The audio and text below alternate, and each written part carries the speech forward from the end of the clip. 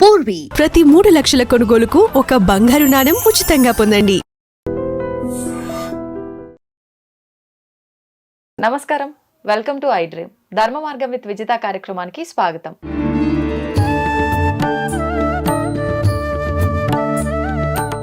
నమస్కారం అండి. శ్రీమాత్రే నమః. అమ్మ నమస్తే. నమస్తే. అంటే ఈ మధ్య కాలంలో మనం చూస్తున్నాం, భార్యాభర్తల మధ్య ఎక్కువగా గొడవలు, ఈ చికాకులు ఉండటం అనేది కామన్ అయిపోయింది. అంటే ఇంకా భార్యాభర్తలు అంటేనే ఇట్లా గొడవ పడాలేమో అనే ఒక ధోరణి ఎక్కువగా కనిపిస్తోంది. ఒకప్పటి కాలంలో లేదు అట్లా. అంటే ఇప్పటి వరకు ఎవరన్నా అట్లా వృద్ధ దంపతులు ఉన్నా కూడా మంచిగా చూడ్డానికి ఎంత అన్యోన్యంగా అనిపిస్తూ ఉంటుంది. ఈ ఏజ్లో కూడా ఎంత బాగున్నారు కదా అన్నట్టుగా. ఎందుకని అంటే ఈ జనరేషన్ వాళ్ళు అట్లా ఎందుకు ఉండలేకపోతున్నారో అర్థం కాదు. చిన్న చిన్న గొడవలు వచ్చిన వెంటనే అంటే అర్థం చేసుకొని కలిసి ఉందాము అనే ధోరణి కూడా ఎక్కడ కనిపించట్లేదు. వెంటనే డివోర్స్, ఇంకా మేము కలిసి ఉండలేము అని చెప్పి విడాకులకు వెళ్ళిపోతున్నారు. కొన్ని సంవత్సరాల పాటు కాపురం చేసి కుటుంబంని ఒక పద్ధతిలో తీసుకెళ్లిన వాళ్ళు కూడా అసలు ఈ వయసులో ఏంటి విడాకులు అనిపిస్తుంది. అట్లాంటి వాళ్ళు కూడా విడాకులు తీసుకోవడం చూస్తున్నాము. ఇట్లాంటి వాళ్ళకి ఈ చికాకులు అన్నీ తగ్గిపోయి నార్మల్గా వాళ్ళ సంసార జీవితాన్ని గడపాలి అని అంటే ఏదైనా మార్గం ఉందా? మనసే మార్గం. కానీ దాన్ని ఒక దగ్గర కూర్చోబెట్టలేకపోతున్నారుగా. ముందుగా అయితే మన మనసే మార్గము. మీరు అన్నట్టు నిజమే. పూర్వం మన వాళ్ళు సెంచరీలు కొట్టారు. మనం ఎందుకు అలా ఉండలేకపోతున్నాం? జనరేషన్ గ్యాప్, పెరుగుతున్న వాతావరణ పరిస్థితులు. అప్పుడు అన్ని ఉమ్మడి కుటుంబాలు. ముందుగా చిన్న వయసులోనే మ్యారేజెస్ అయిపోయేవి. అప్పుడు భర్త అంటే భార్యకి చాలా గౌరవం, ఇంకా దేవుడు. భార్య అంటే ఆయన కూడా మా ఇంటి మహాలక్ష్మి అనే విధంగానే చూసేవారు. అవును. ఒకరికొకరికి మ్యూచువల్ అండర్స్టాండింగ్ అండ్ రెస్పెక్ట్ ఉండేది అప్పట్లో. ఇప్పుడు లేదు అది. మెయిన్ రెస్పెక్ట్ లేదు. అవును. నువ్వు ఎంత అంటే నేను అంతే. అవును. నువ్వేంటి భార్య చెప్తే నువ్వేంటి నాకు చెప్పేది, నువ్వు చెప్తే నేను వినాలా, నాకే తెలుసు అంతా అని అహం. అవును.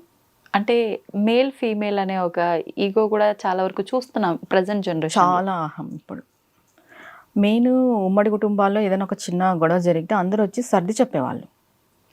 ఏం కాదులే, సర్దుకోండి, వస్తుంటాయి, మాకు జరగలేదా, మేము చూడలేదా అని. ఇప్పుడు అన్ని న్యూక్లియర్ ఫ్యామిలీస్ అయిపోయినాయి. అవును. ఇండివిజువల్గా ఉంటున్నారు. భార్య భర్త పిల్లలు మాత్రమే, పెద్దవాళ్ళు లేరు. మెయిన్గా ఇప్పుడు పెద్దవాళ్ళు ఉన్న వాళ్ళ నుండి కూడా గొడవలు వస్తున్నాయి. అడ్జస్ట్మెంట్, వాళ్ళకి నచ్చక డివోర్స్ తీసుకునే వాళ్ళు కూడా ఉన్నారు. మెయిన్ పెద్దవాళ్ళ వల్ల డివోర్స్ తీసుకునే వాళ్ళు కూడా చాలా మంది ఉన్నారు. ఇక్కడ జనరేషన్ గ్యాప్ అండి. ఇప్పుడు పెద్దవాళ్ళు ఏమనుకుంటారు, వాళ్ళకి నచ్చినట్టుగా ఉండాలి అనుకుంటారు కోడలని. ఇప్పుడు మనం ఏమనుకుంటాం, మనకు నచ్చినట్టుగా మనం ఉండాలి అనుకుంటాం. అదే మధ్యలో ఎవరు సఫర్ అవుతారు? మధ్యలో హస్బెండ్ అవుతాడు, ఇటు వీళ్ళు కూడా తెలియకుండానే అవుతారు. అక్కడ అమ్మకి చెప్పలేరు, ఇటు భార్యకి చెప్పలేరు. వాళ్ళ పరిస్థితి ఏంటంటే ఇంకా ఘోరం. అంటే కొంతమంది మగవాళ్ళ పరిస్థితి అనుకోకూడదు. ఇంకా వాళ్ళు బయట ఎవరికి చెప్పుకోలేరు వాళ్ళ పరిస్థితి. చాలా మదన పడిపోతుంటారు. ముందుగా అమ్మాయి, నేను ఈ డిసిషన్ తీసుకుంటే ఎవరెవరు సఫర్ అవుతారు అనేది ఆలోచన చేయాలి. ఓకే. హస్బెండ్ సఫర్ అవుతారు, అటు సైడ్ వీళ్ళ ఫ్యామిలీ సఫర్ అవుతుంది. మర్యాద. అవును. ఇప్పుడు క్రాస్ క్వశ్చన్ అంటే మర్యాద కోసం అడ్జస్ట్ అయి ఉండమంటారా? మంచి భర్త అని నీకు తెలిసినప్పుడు అడ్జస్ట్ కావడానికి ఏం బాధ? నీకు ప్రాబ్లం ఇంట్లో వాళ్ళతో, నీ భర్తతో కానప్పుడు అవు అడ్జస్ట్. ఓకే, అంతే కదా. నీకు నీ భర్త ఇంపార్టెంట్ అన్నప్పుడు, నీ భర్త నీకు వాల్యూ ఇస్తున్నప్పుడు, నీ భర్తకి నీకు ఎటువంటి గొడవలు లేనప్పుడు, వాళ్ళమ్మతోటి, వాళ్ళ తోడి కొడలతోటి, వాళ్ళ ఆడపిల్లలతోటి నీకేం సంబంధం? అవును. ఇప్పుడు అంతా ఈ కాలంలో వస్తున్నది. మెయిన్గా భార్య భర్తకు కూడా అండర్స్టాండింగ్ లేకపోవడానికి ఈ లవ్ మ్యారేజెస్ ఎక్కువ అవ్వడం. ముందు లవ్ మ్యారేజెస్ లేవు, పెళ్లిలోనే చూసుకునే వాళ్ళు. ఆ ఆనందమే వేరు చెప్పాలంటే. నిజమే. అంటే అప్పటికప్పటికి చూసుకొని పెళ్లి చేసుకొని ప్రేమించుకునేటోళ్ళు అప్పుడు. ఇప్పుడు ప్రేమ అంతా అయిపోయిన తర్వాత పెళ్లి చేసుకుంటున్నారు. ఆ స్పార్క్ ఎలా వస్తుంది ఇద్దరి మధ్యన? అట్రాక్షన్ ఖచ్చితంగా భార్య భర్తకు అట్రాక్షన్ అనేది ఉండాలి. అది లేనప్పుడు కూడా చాలా గొడవలు వస్తాయి, కొలాప్స్ అయిపోతుంది. మనం ఏం చేస్తున్నామంటే బాగా ఏళ్ళేళ్ళు తిరిగేసేసి పెళ్ళిళ్ళు చేసుకుంటాం. వాస్తవం విషయం ఇదే ఇది. మిస్టేక్ అంటారా? ఇదే మిస్టేక్. పూర్వం వాళ్ళు ఎందుకు అంత అన్యోన్యంగా కలుస్తున్నారు, మనం ఎందుకు ఉండలేకపోతున్నాం? మనం ఎందుకు ఉండలేకపోతున్నాం అంటే ఆయన తిరుగులన్నీ తిరిగేస్తున్నాం అంతే. పెళ్లికి ముందు. దేనికి వాల్యూ లేకుండా అయిపోయింది. వాల్యూ లేదు, రిలేషన్కి వాల్యూ లేదు, వ్యక్తి అంటే వాల్యూ లేదు, మన సాంప్రదాయానికి వాల్యూ లేదు. కరెక్ట్. పెళ్లి చేసుకోవాలి, ఇప్పుడు కూడా ప్రేమించుకునేటోళ్ళు పెళ్లి చేసుకోవాలంటే ఏదో నలుగురు కోసం తంతుగా పెళ్లి చేసుకుంటున్నారు. అలా కాదు, బాధ్యతగా పెళ్లి చేసుకోవాలి. ఆ బాధ్యత అనేది ఉంటే ఆ స్పార్క్, అట్రాక్షన్ అనేది ఉంటుంది. నేను లవ్ మ్యారేజ్ తప్పు అని చెప్పను. త్వరగా పెళ్లిళ్ళు చేసుకోండి. త్వరగా అంటే మీకు నచ్చిందా, మీ ఇంట్లో మాట్లాడేసి పెళ్లి చేసుకోండి. అర్లీ లవ్ మ్యారేజ్ వద్దు. అంటే సెటిల్ కాకముందు నువ్వు లవ్ చెయ్యొద్దు అసలు. ఇది సెటిల్మెంట్ గురించి కూడా ఆలోచిస్తున్నారు కాబట్టి కూడా డిలే అవుతున్నాయి. నువ్వు లవ్ చేయొద్దు, సెటిల్ కాకపోతే లవ్ చేయొద్దు. లవ్ చేసినా తిరగద్దు. ఎవరి లిమిట్స్ లో వాళ్ళు ఉండాలి. ఓకే. ఎవరి లిమిట్స్ లో వాళ్ళు ఉండి పెద్దల్ని ఒప్పించుకొని చేసుకో. ఇప్పుడు సెటిల్మెంటే కానప్పుడు నీకు లవ్ ఎందుకు? ఒక అమ్మాయిని పోషించలేని స్థితిలో ఉన్నప్పుడు నీకు ప్రేమ ఎందుకు?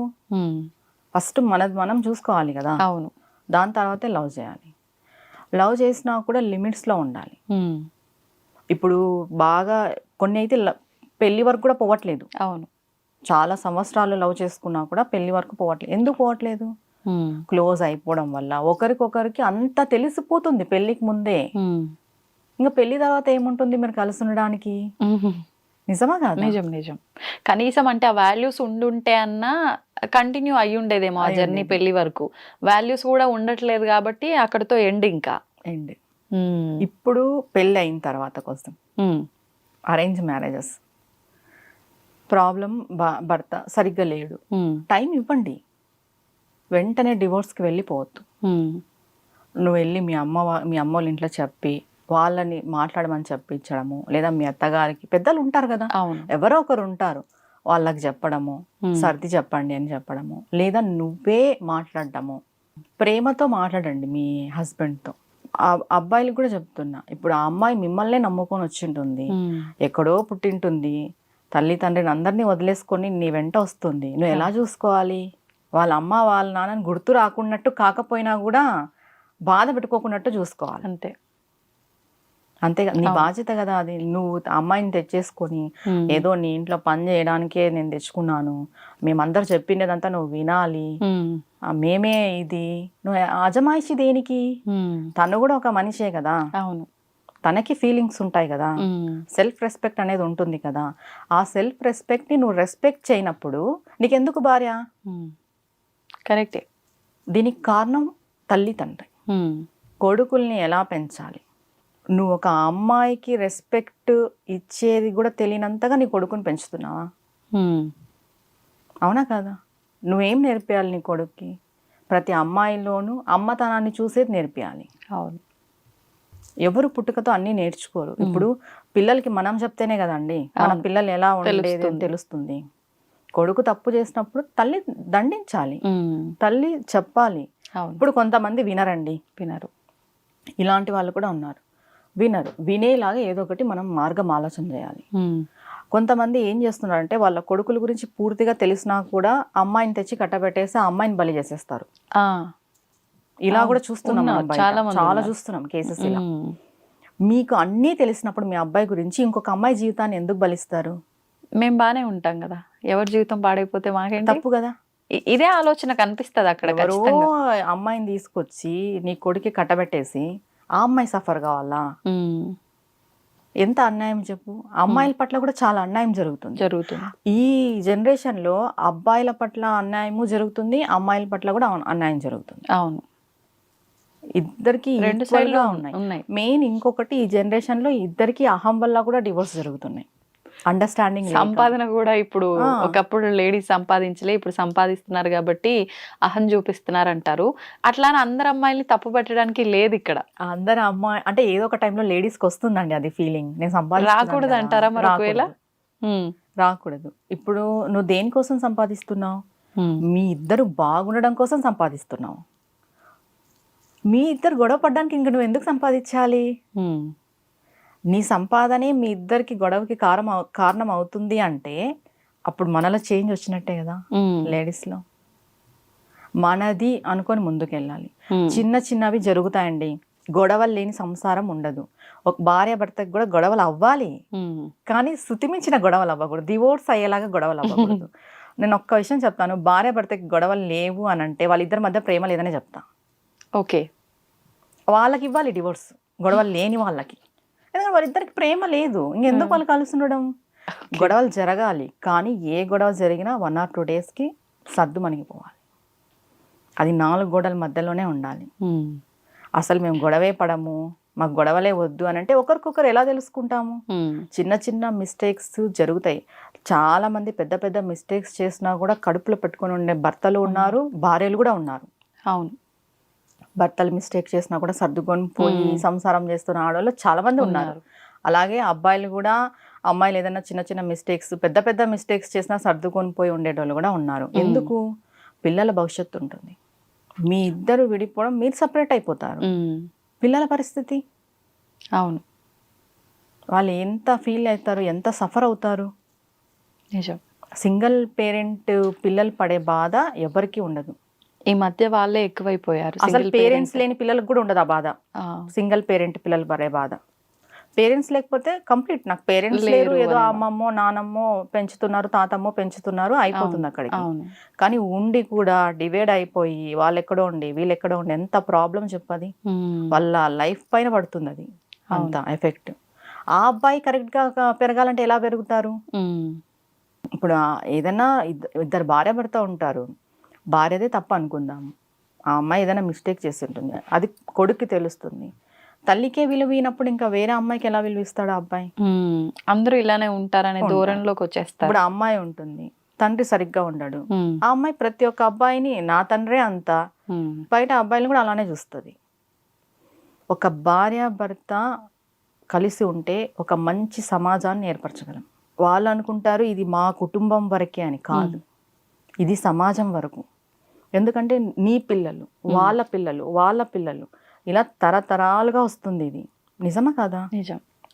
కానీ ఇమీడియట్గా డివోర్స్కి వెళ్ళిపోతారు. ఉమ్, 6 నెలల కంటే ఎక్కువ ఉండరు. ఇప్పట్లయితే 6 నెలలు, సంవత్సరం కలిసి ఉండే వాళ్ళకి మనం అవార్డ్స్ కూడా ఇచ్చేయచ్చు అన్నట్టు అయిపోయింది. నిజం. నిజం. పిలిచి వాళ్ళకి సత్కారం చేయొచ్చు.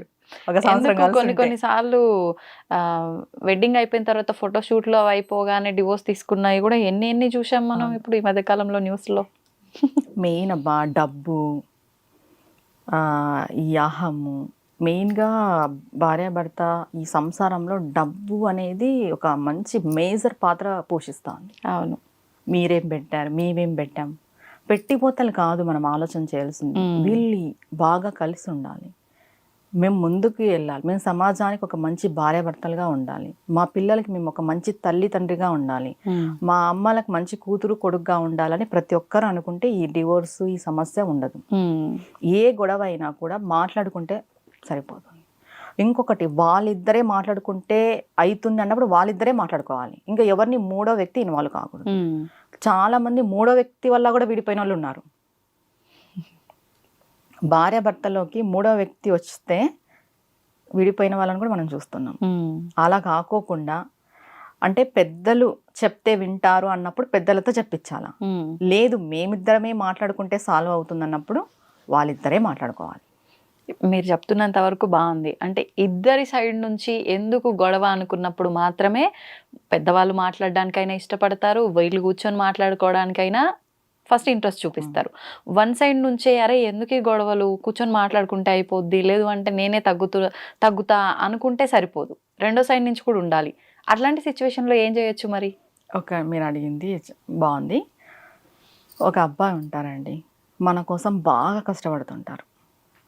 భర్త పొద్దునెళ్ళి నైట్ వరకు కష్టపడతాడు, వస్తాడు, ఇంటికి వస్తాడు, ఏదో చిన్న మాట నిన్నన్నాడు, తగ్గితే ఏమైపోతుంది? ఒక మాటే కదా. టార్చర్ పెట్టే వాళ్ళ గురించి కాదు నేను అంటుండేది. ఏదో అనరు, సామాన్యంగా భార్యలు అన్నారు అనుకోండి, కానీ కొంత ఆడవాళ్ళు ఏం చేస్తారంటే దాన్ని పట్టుకొని ఎంత రాందాంతం చేసేస్తారు, లాగేసి. అలా చెయ్యొద్దు అంట నేను. అర్థం చేసుకోండి, మీకోసం కష్టపడి మిమ్మల్ని బాగా చూసుకొని మీ సుఖశాంతులు చూసే భర్త దొరికినప్పుడు మీరు కొంచెం అడ్జస్ట్ కావడంలో తప్పు లేదు. కొంచెమే, మరి మీ సెల్ఫ్ రెస్పెక్ట్ని చంపుకొని అడ్జస్ట్ కమ్మని నేను చెప్పను. ప్రతిదీ సెల్ఫ్ రెస్పెక్ట్కి తీసుకోవద్దు. ఓకే. ఒక మెట్టు తగ్గితే మీ రిలేషనే బాగుంటుంది. ఇప్పుడు ఈ గొడవ అక్కడికి అయిపోతే ఆ తర్వాత మంచిగా ఉండొచ్చు, ఖచ్చితంగా మంచిగా ఉంటుంది చెప్పాలంటే. ఏదైనా గొడవ జరిగిన తర్వాత ఒక 1/2 అవర్ 1 అవర్ దాటిపోతే మళ్ళీ మంచిగా అవుతుంది. కానీ ఆ గొడవను అలానే కంటిన్యూ, కొంతమంది అబ్బాయిలు అయితే వదిలిపెట్టారు. నేను అబ్బాయిలను కూడా చూసినాను. పొద్దున గొడవ టాపిక్ తీస్తే అది రాత్రైనా టాపిక్ తీస్తూనే ఉంటారు, మాట్లాడుతూనే ఉంటారు. అమ్మాయిలే కాదు, అలాగే అబ్బాయిలు కూడా ఉన్నారు. ఇప్పుడు అబ్బాయిలే ఎక్కువ ఉన్నారు ఇట్లా, నిజం చెప్పాలంటే. నువ్వు చెప్పావు, ఆ అమ్మాయి ఏదో ఒకటి నీకు ఆన్సర్ చేసింది, వదిలేస్తే ఒక 1/2 అవర్ ఆ టాపిక్ని ఇంకా తీయద్దు. ఆ టాపిక్ వల్ల మీకు గొడవలు వస్తున్నాయంటే దాన్ని తీయద్దు. ఫర్గివ్ అయినా చేయాలి, లేదా లిమిట్ అయినా వదిలేసుకోవాలి. అంటే ఏమొస్తుంది దీన్ని కంటిన్యూ చేస్తే అనే భావన ఉండట్లేదు. మన మనశ్శాంతి పాడవుతుంది, ఎదుటి వాళ్ళది పాడవుతుంది. అనవసరంగా తిండి మానేసి గొడవలు పెట్టుకొని బుర్ర ఖరాబ్ చేసుకొని హెల్త్ వర్క్ తీసుకుంటాం దాన్ని. ఇంకా షూర్గా అంతకుమించి ఏమి ఉండదు. ఒకటే అండి, ఇప్పుడు ఈ గొడవ జరిగిపోయింది, దీన్ని లాగడం ఎంత అవసరం, దీన్ని ముందుకు తీసుకెళ్లడం ఎంత అవసరం, ఇది ఎంతవరకు మాకే అవసరం అని ఆలోచన చేస్తే గొడవలు తగ్గుతాయి. ఎక్కువ గొడవలు జరిగే వాళ్ళకి దాన్ని లాగి లాగి లాగి ఇంకా ఎక్కువ ఇరిటేషన్ అయిపోయి విసుగు అయిపోయి నువ్వు నాకు వద్దు అనే స్టేజ్కి తెచ్చుకుంటున్నారు. దేన్ని లాగొద్దు. అట్లాంటి ఆలోచన వచ్చింది అంటే ఇంకా కలిసి ఉండలేరు. నిజంగా ఒక ఇంట్లో ఉన్నప్పటికీ వేరువేరు మనస్తత్వాలు అయిపోతాయి, వేరువేరు విధానాలు అయిపోతాయి. అదంతా ఇంకా బాగోదు చూడ్డానికైనా ఉండడానికి. ఇప్పుడు చాలా మంది వద్దు అనుకున్న వాళ్ళు కలిసి ఉండి బాగుండే వాళ్ళని కూడా ఉన్నారు. ఎందుకు? తర్వాత అడ్జస్ట్మెంట్. ఈ అబ్బాయి మారడము, ఆ అమ్మాయి మారడము. ఒకటి, ఆ అబ్బాయి కూడా ఆ అమ్మాయి గురించి పూర్తిగా తెలుసుకోవాలి. ఈ అమ్మాయికి నేను ఏం చేస్తే నచ్చుతుంది, ఏం చేయకపోతే నచ్చదు, ఆ అమ్మాయి కూడా తనకి ఎలా ఉంటే నచ్చుతుంది తెలుసుకొని ముందుకెళ్ళాలి. ఊరికే గొడవలు పడిపోయి మెయిన్గా ఏ ఇష్యూని ముందుకి లాగొద్దు. అంటే ఇప్పుడు మీరు అన్నట్టుగా ఈ విషయం నాకు ఒకటి అనిపించింది ఏంటి అంటే, తనకి ఎలా ఉంటే నచ్చుతుంది అని ఎదుటి వారి గురించి వాళ్ళిద్దరూ ఒకరినొకరు అనుకునే ముందు మీకు ఇలా ఉంటే నచ్చుతుంది కాబట్టి అరే నేను ఇలా ఉంటే పోయింది ఏముంది అనుకోవట్లే. నేను ఎందుకు మారాలి, నేను అలాగే ఉంటా.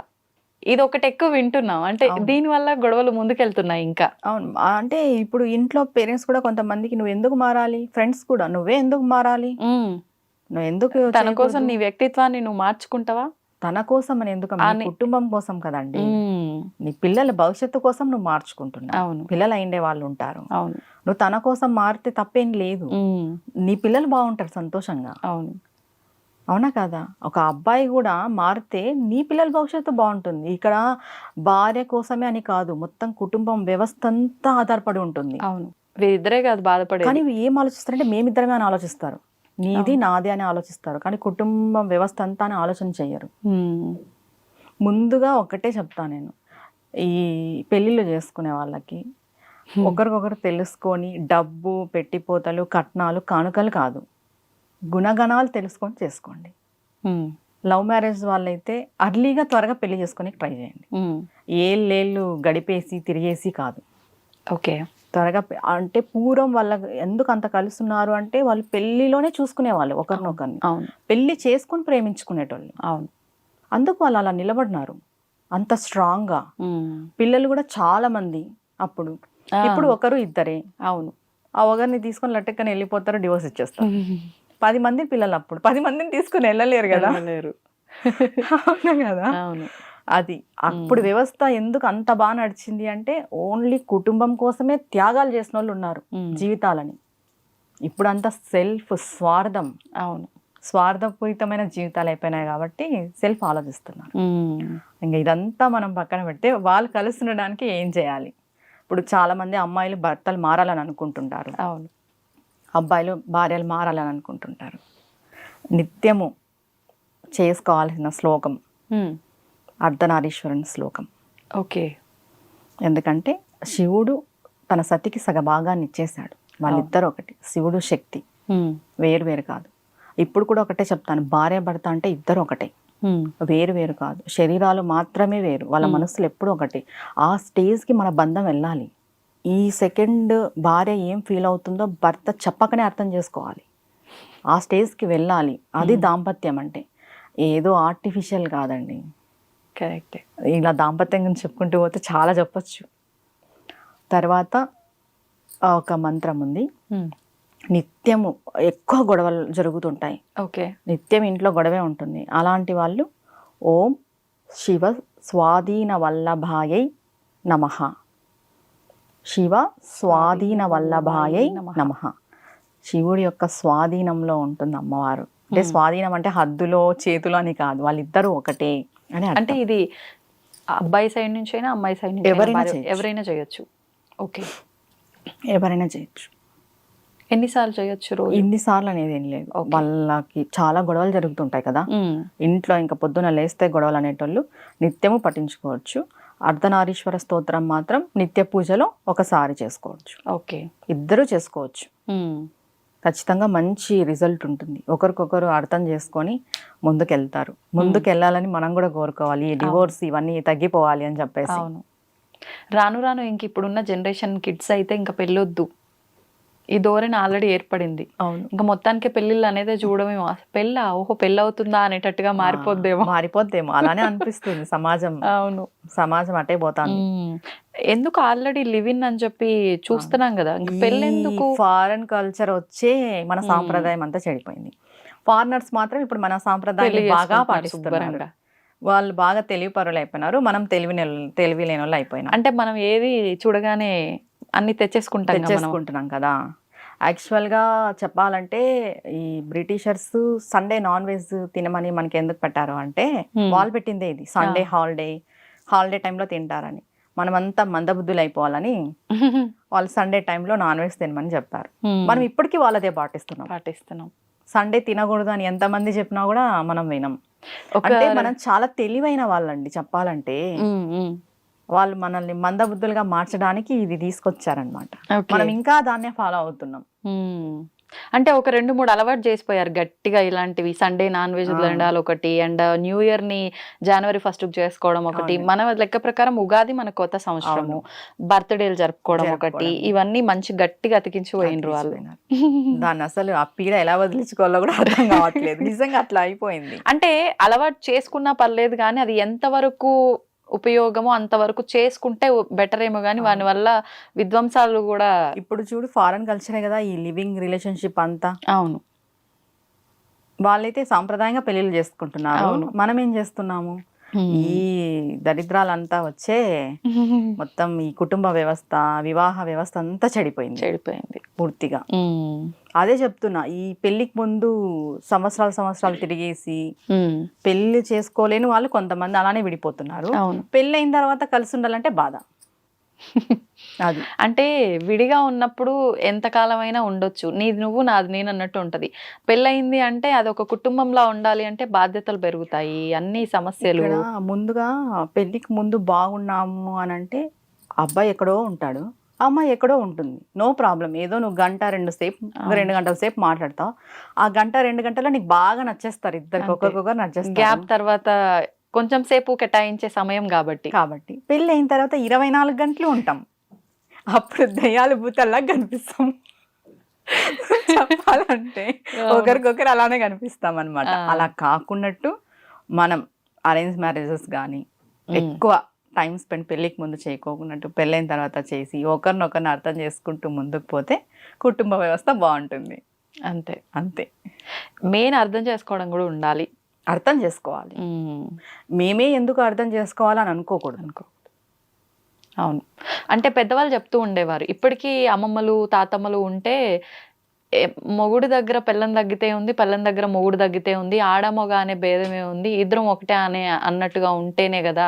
అవసరమైనప్పుడు కాళ్ళు పట్టుకున్న వాళ్ళు కూడా ఉన్నారు దేవతల దగ్గర నుంచి, పెళ్ళాం కాళ్ళు అన్నట్టుగా చెప్తారు. కానీ కొన్నిసార్లు ఇవన్నీ వర్కౌట్ అవ్వట్లే మన జనరేషన్కి వచ్చేసరికి.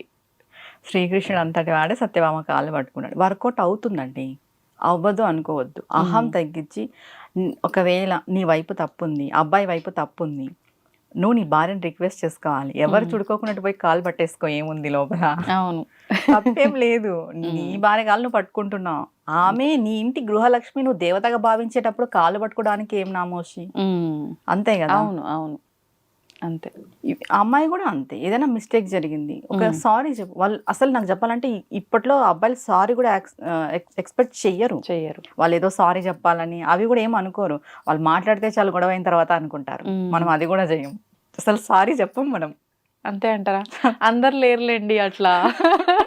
ఆల్మోస్ట్ చెప్పరు. చెప్పకపోయినా పర్వాలేదు, కాంప్రమైజింగ్ వచ్చినప్పుడు కాంప్రమైజ్ అయిపోతుంది. అంతే. మీరు స్టార్టింగ్లోనే అన్నట్టు ఫస్ట్ వీటన్నిటికీ మనసే మార్గం. మన ఆలోచన పాజిటివ్గా తీసుకెళ్తే ఫస్ట్ గొడవలు అక్కడితో ఆగిపోతాయి. దాన్ని ఇంకా లాగాలని చూస్తే అది ఆ ధోరణి అలానే వెళ్ళిపోతుంది. కాబట్టి అన్నిటికీ ముఖ్యం ఫస్ట్ మన మనసును కంట్రోల్లో పెట్టుకోవాలి. ఇప్పుడు మీరు చెప్పిన ఈ పరిహారం చేయాలన్నా వాళ్ళకు మేము విడిపోవద్దు, బాగుండాలనే ఆలోచన రావాలి, వస్తేనే అదైనా చేయగలుగుతారు. అంటే ఒకరు విడిపోవాలనుకుంటారు, ఒకరు కలిసి ఉండాలనుకుంటారు. వాళ్ళు ఇది చేస్తే ఆ పక్క వ్యక్తి మారుతారు కలిసి ఉండడానికి. అంటే చాలా మంది మేము ఎందుకు తగ్గాలి అని ఆలోచించినప్పుడు, ఈ రోజు మీరు తగ్గితే కొన్ని ఏండ్ల దాటిపోయిన తర్వాత మీకు అర్థమవుతుంది, ఆ రోజు నేను తగ్గడం వల్ల ఈ రోజు నా జీవితం ఇలా ఉంది, నా పిల్లల జీవితం ఇలా ఉంది. ఈ రోజుటికి మాత్రమే అండి ఏ గొడవ అయినా, ఈ సమయానికే ఏ గొడవ అయినా, ఏ మనస్పర్ధమైనా కూడా కొంచెం అడ్జస్ట్ అయి ముందుకు పోయినామంటే జీవితం చాలా బాగుంటుంది. మన పిల్లల జీవితం కూడా బాగుంటుంది. ఒక 60 ఏళ్ళకి షష్టి పూర్తి చేసుకున్నప్పుడు అబ్బా మేము ఎప్పుడో విడిపోవాల్సిండే, ఈరోజు షష్టి పూర్తి చేసుకుంటున్నాం అనే ఆలోచన ఎలా ఉంటది చెప్పు. అవును, నిజంగా బాగుంటది, ఊహే బాగుంటది. అప్పుడే కలిసి ఉండలేం విడాకులు అనుకుంటే మేము షష్టి పూర్తి చేసుకుంటున్నాం. అలాంటి వాళ్ళకి ఇంకా మనం దండం పెట్టచ్చు అన్నట్టు, ఆ ఫీలింగే వేరు.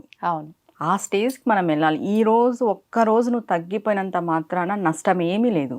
దీని ఫలితము, దీని యొక్క సుఖము, సంతోషం మనం ఫ్యూచర్లో చూస్తాం. అవును, అందరూ బాగుంటారు, పిల్లలు బాగుంటారు, వాళ్ళ భవిష్యత్తు బాగుంటుంది, కుటుంబ వ్యవస్థ బాగుంటుంది. ఇప్పటికి మనకు ఏమనిపిస్తుంది అంటే, కొత్తగా పెళ్ళైనప్పుడు ఏదో మనం వీళ్ళ ఇంట్లో తక్కువగా ఉన్నాము అని, కొంచెం ఏళ్ళు గడిచే కొద్దీ ఆ ఇంటికి మహారాణి మనమే అవుతాం. అంతే కదా చెప్పాలంటే. అవును, కొన్ని ఏళ్ళు గడిచే అంతే అంతే వెళ్ళగానే మహారాణి స్థాయి రాదు, మనం దాన్ని కల్పించుకోవాలి. మన బిహేవియర్ అలా దానిపైన ఆధారపడి ఉంటుంది. మనం అన్నిటిని కలుపుకొని అన్ని బాధ్యతలు భుజాన వేసుకొని, ఇంటి బాధ్యతలు ప్రతి ఒక్క బాధ్యత భుజాన వేసుకొని పోతే మనం ఖచ్చితంగా ఆ ఇంటికి మహారాణి. ఎవరో మనకు వచ్చి ఆ ప్లేస్ ఇవ్వాల్సిన అవసరం లేదు. అంతే కదా. నిజం నిజం.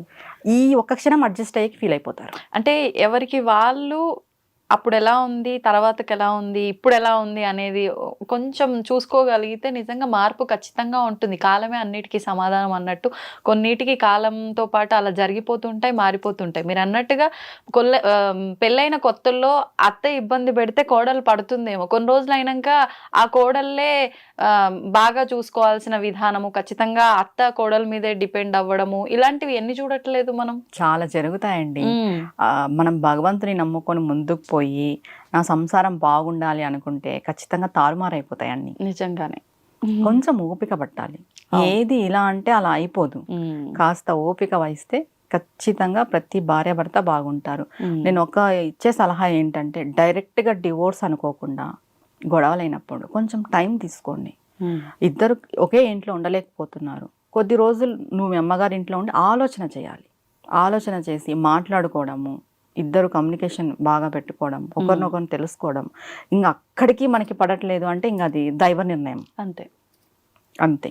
కానీ ప్రయత్నం అయితే ఇద్దరు చేయాలి, ఖచ్చితంగా ఉండాలి.